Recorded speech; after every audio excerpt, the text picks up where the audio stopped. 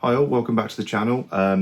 Filming the intro and outro separately on this one. I filmed it over a few days. Basically, the purpose of this video is to show you how to polish a turd. The Audi has some pretty, or had I should say, some pretty awful paint on it. You probably saw the walk round that I did when I first got it. There was like scratches all down it. It was very, very swirled. It looked like it had been through some hedges. Some mechanical car washers and things like that. I've already replaced the bonnet with one that doesn't have paint missing. So what I did was, over the space of a couple of weeks actually, just because of time and weather and all that sort of stuff, I two-stage machine polished the whole car. In some cases I went over even harder with a rotary polisher, but I'll explain all that in the video. Basically, it's a two-stage polish followed by sealing it with some wax. And then I did take it to get inside and out done. And then when I brought it back, I put another coat of wax on it. So it's properly sealed now. You're probably wondering why. Well, I'll get to that at the end. But for now, sit back, enjoy, blah, blah, blah. So for this, I used my DAS V6 dual action polisher and I also used Meg's 105 and 205, and I have some Hexlogic pads. I also used a rotary polisher with the same compounds and pads, just where it needed a bit more help. One of the weirdest parts in this car was the roof. It's almost like a residue or lacquer damage, or parked under a tree or something.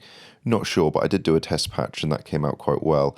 I also did the rear quarter before I started, just with some heavy, just to see how it would come up. I started doing the door, but there was still some fingerprints and marks on that. I really just did a quick pass over because that was one of the worst doors as well. So this door hasn't been done, and as you can see, the paint is way worse. You've got watermarks embedded in the lacquer, all those scratches, and then the worst bit is the front wings. So there's a few stages that you should do when you're doing this, but one of the most important after washing the car is claying it. You can see here I'm struggling to get a clay bar out, and I've got some clay lube, and you sort of quick detail it, does the same thing, but just making sure the clay is all malleable, and it was about 1,000,000 degrees this day, so of course it was. Then I'm spritzing the door over, just making sure it's all good. Remember, there is always time for lubrication, and then I'm just really going at it, probably a bit too aggressively, but this car's paint was like sandpaper. What the clay's doing is it is doing a proper clean of the surface of the car, so it's stripping any contaminants, any loose bits of dirt that are stuck to it, tar, and also any wax or sealant that's already on there. So it's giving you a good base to polish from, because you don't want to just polish off crud and make it worse. You think you got a spinning thing on there and you catch them. Look at the state of that. Look at my face. Look. This is all the stuff that's just come off that door, just filthy. So yeah, once that's done, I'm wiping off the residue, and then I will attack it with the machine polisher. First pass, I'm just trying to get the polish sort of spread over the whole thing, and then I start going a bit harder at it. It was a lot easier on this side because, like I say, it was hot. The rest of the panels are way too hot to do, really. So yeah. Top tip is not to do it in the sun. I'm doing it here to show you what not to do, I guess. I seem to commonly do this. The problem is we all only have a certain amount of time in the day, or a certain amount of free time. Sometimes you just have to go for it. I don't have a nice fancy garage or anything like that, so I just had to go for it. So yeah, I was just claying sections as I went, running in with the polisher, and so the first pass of the car was with the cutting compound with a cutting pad.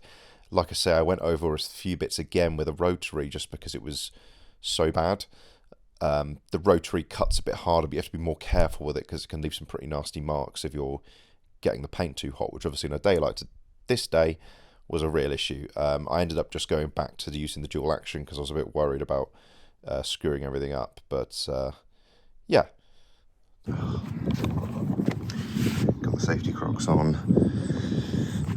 This has been done, that's been done just with a heavy. Not perfect, but for this car it's wrong. Just listen to the door I haven't done.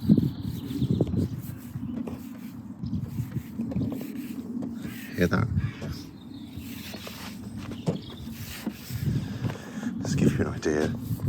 this.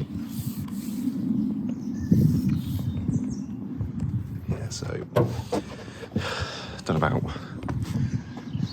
a third of the car in heavy, and then I've got to go over with the finishing, and then I've got to wax it. But one thing I will say, these headlights are a pain in the arse. I've sanded them, I've polished them, and they still look a bit shit. And it looks like it's all inside. I haven't gone over this one again. This was the better one, but it looks like it's got this stuff inside it, so a bit annoying, but hey ho. Here you can see I actually went over with the rotary for a few rounds. The problem is it's just too hot to be using that. It's just causing issues. So I need to solder on with the DA. It won't be as good a finish, but it's the only day I have to do it, really, until it starts raining and stuff tomorrow. So yeah, I'll keep on keeping on.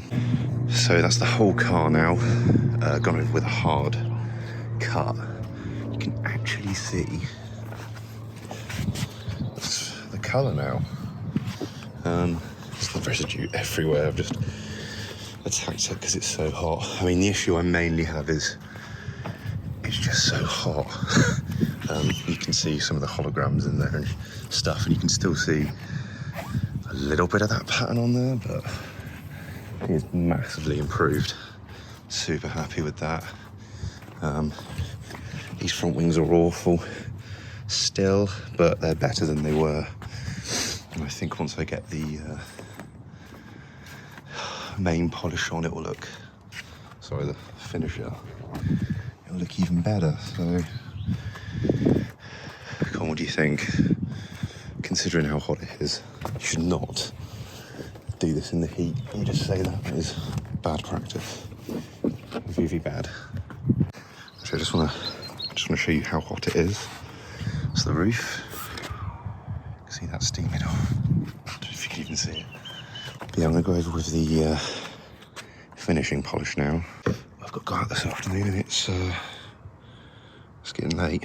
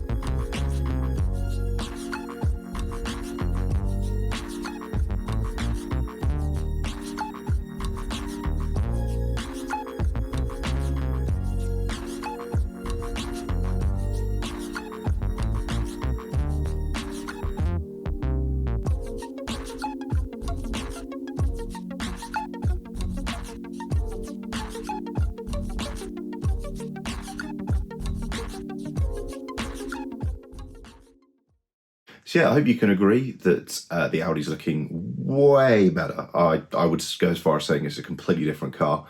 I'm really pleased with how it turned out. A lot of you have probably watched this whole thing thinking, that looks like a lot of effort. Why would you do that on such a crappy old car? Well, one, I think it's nice to bring it back to how it should be, in my opinion. Yes, it's still got scratches and scuffs on it, but it's an older car, it's a cheap car, but I think it's the best it's ever going to look without serious money spent on it, which is quite satisfying. Two, it does make the car way easier to keep clean. It doesn't matter how crap my car is, I like to do a bit of a detail like that on it once a year at least, because then for the rest of the year cleaning it is super simple, occasionally topping up with wax. And three, I've sold it. Bye.